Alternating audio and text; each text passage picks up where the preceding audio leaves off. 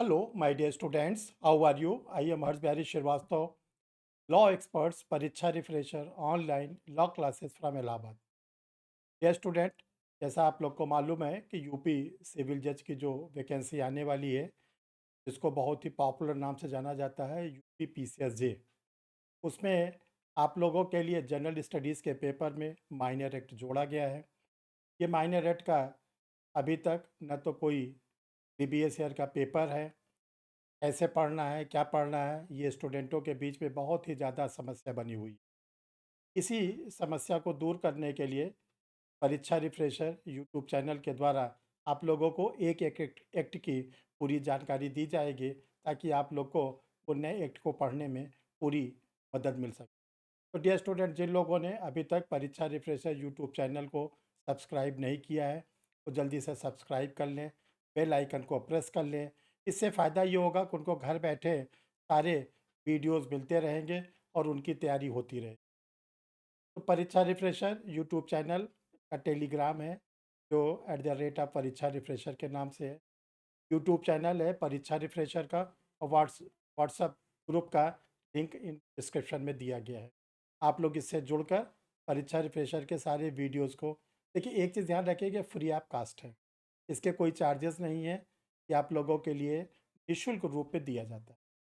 तो आज हम लोग इस वीडियो की सीरीज में एक पहला वीडियो स्टार्ट कर रहे हैं, जो एक्ट थोड़ा सा छोटा है, इससे भी क्वेश्चंस आप लोग के एग्ज़ाम में आएंगे। वो एक्ट है the indecent representation of women prohibitions act 1986, जिसको हम लोग हिंदी में बोलते हैं स्त्री अशिष्ट रूपण प्रतिषेध अधिनियम 1906। देखिए, जो ये एक्ट है 1986 का सीरियल नंबर 6, अधिनियम का जो क्रमांक है वो 60। ये स्टूडेंट, यहाँ पर देखिए एक शब्द है अशिष्ट रूपण, थोड़ा सा डिफिकल्ट वर्ड लगता है। इसका देखिए मतलब है, बहुत ही छोटा सा मतलब है कि अश्लील प्रदर्शन। अशिष्ट का मतलब होता अश्लील, रूपण का मतलब होता है प्रदर्शित करना।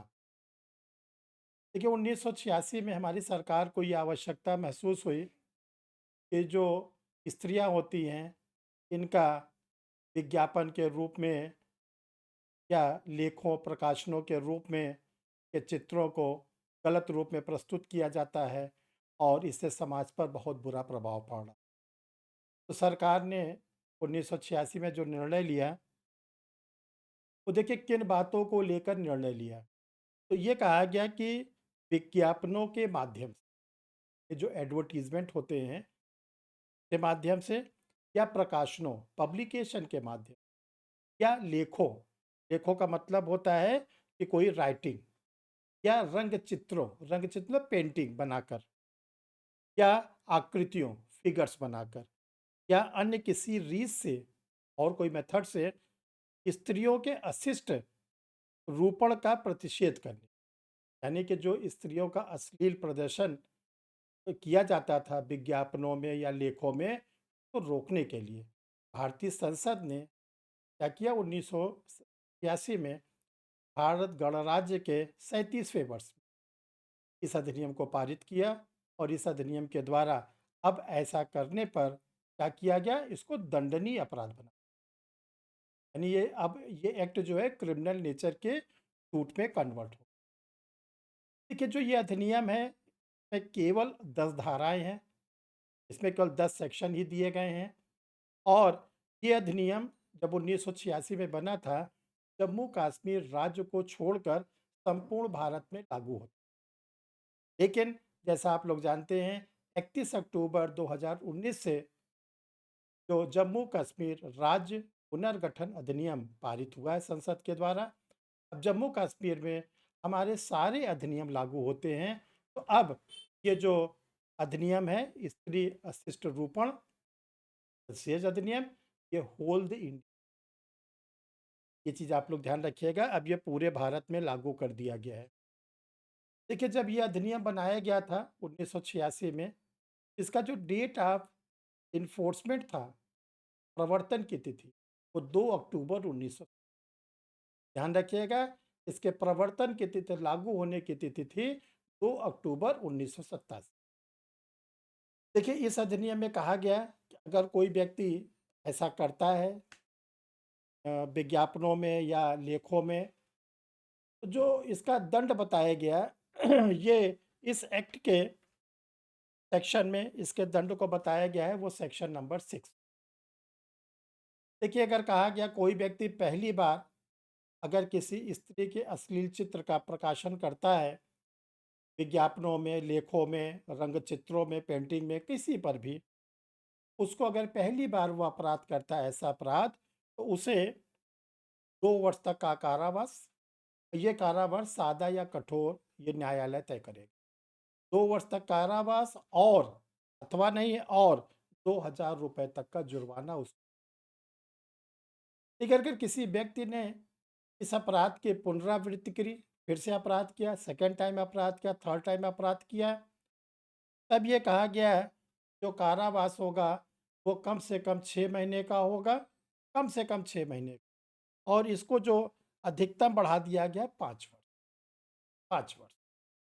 और जो जुर्माना लगाया गया है वो जुर्माना 10,000 रुपए से लेकर 1,00,000 रुपए तक का जुर्माना दंड इसमें। अब यहाँ पे जय स्टूडेंट ये बात आती है कि अगर किसी भी स्त्री का अश्लील रूप में का चित्रण किया जाता है, उसका प्रकाशन किया जाता है, उसका विज्ञापन में प्रयोग किया जाता है, तो ये कहा गया कि शिकायत कैसे की जाए, कौन शिकायत करेगा, कहाँ पे शिकायत होगी।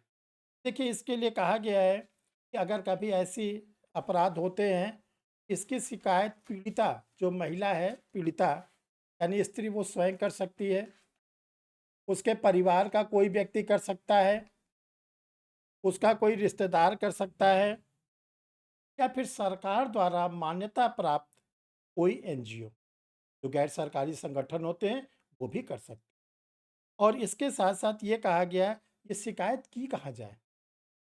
तो देखिए, शिकायत के लिए कहा गया कि जो नियरेस्ट पुलिस स्टेशन, निकटतम पुलिस, वहाँ पर, या जिला न्यायालय में जो अधिकारिता रखने वाले न्यायिक मजिस्ट्रेट, यानी जो डिस्ट्रिक्ट कोर्ट होता है उसमें जो जुरिस्डिक्शंस रखने वाले जुडिशियट होते हैं।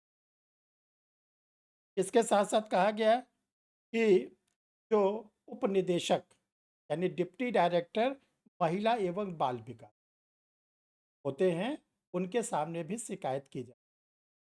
और इसके बाद ये कहा गया कि जो तहसील या जिला या राज्य विधिक प्राधिकरण से अगर कोई व्यक्ति चाहे, जो पीड़िता है, वो निशुल्क परामर्श ले, निशुल्क मदद ले सकते। यानी अगर कोई स्त्री उससे पीड़ित है इस अपराध से, तो वो स्वयं या उसके परिवार का कोई भी या उसके रिश्तेदार या कोई एनजीओ, वो क्या कर सकते हैं कि निशुल्क सहायता ले सकते हैं कि हम लोगों को क्या करना चाहिए। इसके लिए देश के देखिए सरकार ने समाधान शिकायत प्रकोष्ठ भी बनाया। इसका टोल फ्री और हेल्पलाइन नंबर है 1800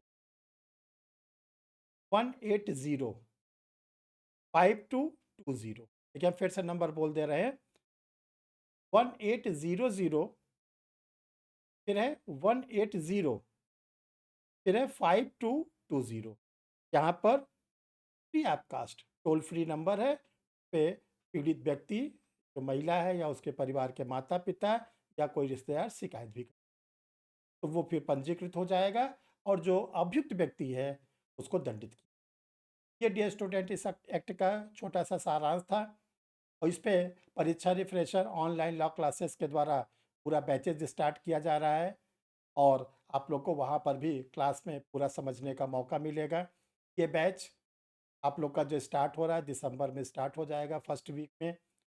और इसमें आप लोग, जो लोग इंटरेस्टेड हैं, हमको इसको पूरा का कोर्स करना है, तो उसके लिए आप लोगों के सामने देखिए, ये परीक्षा रिफ्रेशर की ओर से जनरल स्टडीज़ का हिंदी और इंग्लिश दोनों में 6-6 वॉल्यूम है।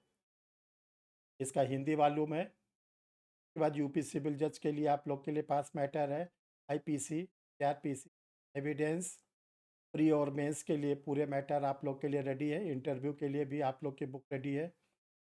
देखिए, जो लोग क्लास के लिए इंटरेस्टेड है, जो क्लास स्टार्ट होने जा रही है, वो इन 2 व्हाट्सएप नंबर है, इसमें से किसी पर भी आप सर से बात कर सकते हैं। व्हाट्सएप पे मैसेज डाल के आपको बता दिया जाएगा कि जो कोर्स स्टार्ट हो रहा है, इसका फ़ीस स्ट्रक्चर क्या है, इसका ड्यूरेशन क्या है और क्लास कैसे चलेगी, और आपको कोचिंग का अकाउंट नंबर वगैरह सब सेंड किया जाएगा ताकि आप लोग इसकी क्लास को कर सकें।